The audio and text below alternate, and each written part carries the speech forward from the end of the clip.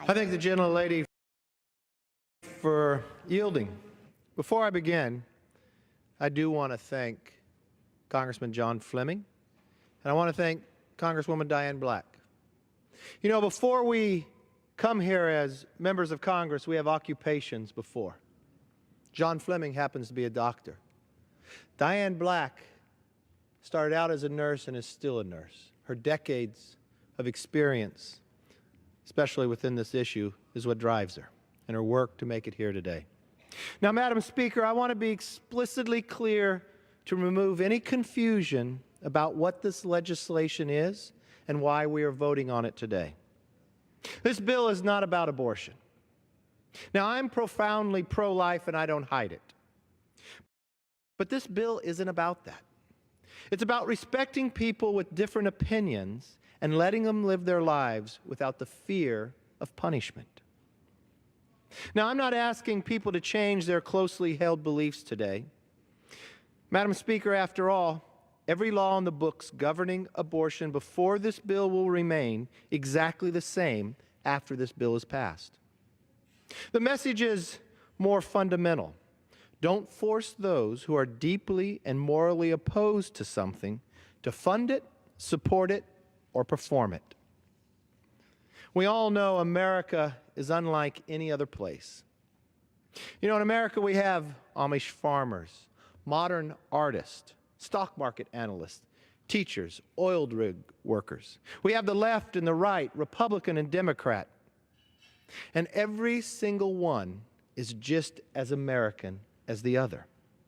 It's not easy to make this crazy experiment called America work. But we do because we respect that people may live in ways that we don't approve and have opinions that we can't stand. And they are still our neighbors. This mutual respect is the lifeblood of a free society. Now, there are millions of people in this country, a majority, in fact, who are pro-life. That belief is intimately tied to our love of others and respect for human dignity.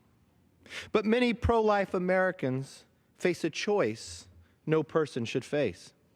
Do they violate their conscience or violate the law? Do they do something they think is wrong, or do they lose their jobs? A nurse in New York was told she had to participate in abortion even though she objected. Her supervisor told her if she didn't, she could be fired and even lose her nursing license. Now, in my home state of California, a mandate forces pro-life individuals and churches to pay for insurance plans covering the procedure, even if it violates their deeply held beliefs. Now, that mandate flies directly in the face of the Weldon Amendment that protects conscience rights, something this Congress has approved time and again for decades. This mandate was challenged at the Department of Health and Human Services.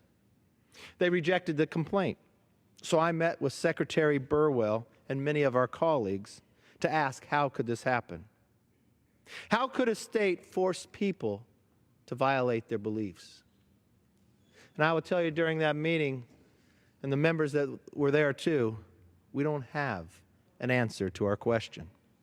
But Madam Speaker, why is this even a debate?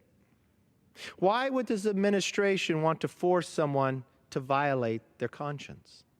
As President Obama himself said early in his presidency, and I quote, "Let's honor the conscience of those who disagree with abortion." I agree wholeheartedly with that statement. Voting for this bill isn't voting against abortion. It's voting against compulsion.